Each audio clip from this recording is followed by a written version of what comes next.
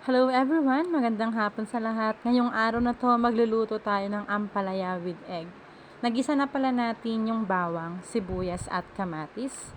So, mga ilang minuto, ilalagay na natin yung ampalaya natin.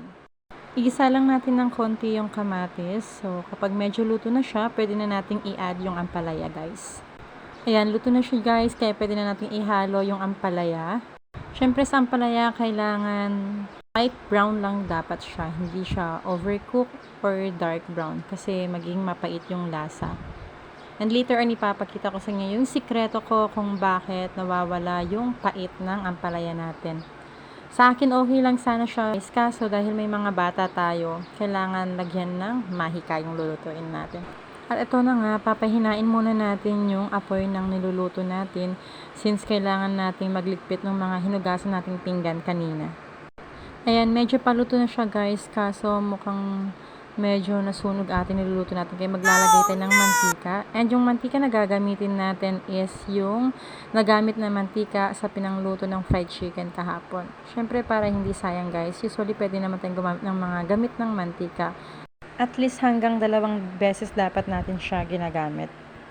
Ito pala guys, yung sikreto ko para matanggal yung pait ng niluluto nating ampalaya kahit may egg na siya.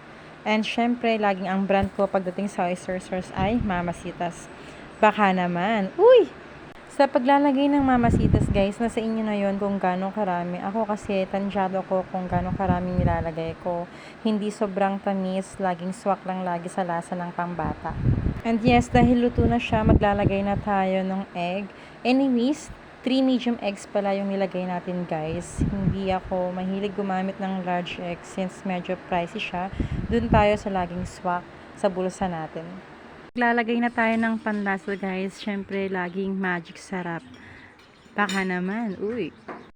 Ayan, so I think luto na siya. Titikman natin. Let's taste guys. Eto na. Sarap guys, grabe. Wow! And yes, ito na yung finished product natin guys. Dahil luto na, hahanguin na natin siya. So, kasya na siya dito sa small bowl.